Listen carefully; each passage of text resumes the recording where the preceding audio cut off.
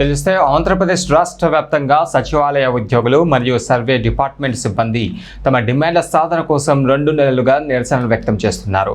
తమ సమస్యలను ప్రభుత్వం ఇప్పటికీ పట్టించుకోవడం లేదని సచివాలయ ఉద్యోగులు ఆవేదన వ్యక్తం చేస్తున్నారు.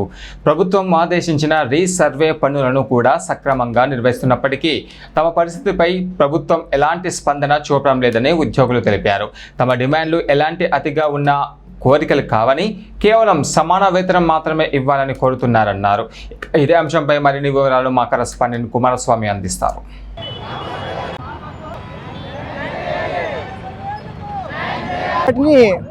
ఏదైతే మనం అడిగాం బేసిక్ పే 30,000 పైగా, దానికి ఏం చేశారంటే 25,220 రూపాయలని మాకు బేసిక్ పే మెన్షన్ చేశారు. అలాగే ఏవైతే మాకు సమస్యలు ఉన్నాయో దీర్ఘకాలికంగా ప్రతి సమస్యకి మేము వివరంగా చెప్పింది జరిగింది.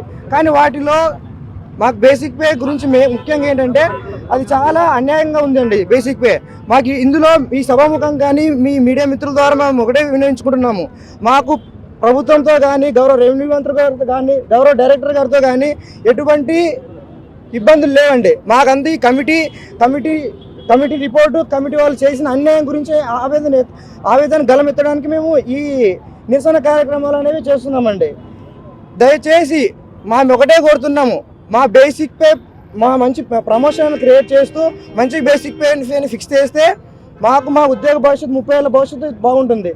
ఇది మాకు అన్యాయమైన రిపోర్ట్ ఇచ్చినారు కాబట్టి మా ఆవేదన వెలుబుచ్చుకోవడానికి మేము బయటికి రావాల్సి వచ్చింది. ఈ పరంపరలో రాష్ట్ర వ్యాప్తంగా 20 జిల్లాలో మా రాష్ట్ర అధ్యక్షులైన మధుబాబు ఊరాడు గారిని, అలాగే ప్రధాన కార్యదర్శి మహేష్ నాయుడు గారిని, అలాగే మా వైస్ ప్రెసిడెంట్ శరత్ గారిని సస్పెండ్ చేయడం జరిగింది. అలాగే మా జిల్లాలో మా జిల్లా అధ్యక్షులు వినయ్ కుమార్ గౌడ్ని, అలాగే ప్రధాన కార్యదర్శి దేవేంద్ర నాయక్ గారిని సస్పెండ్ చేయడం జరిగింది.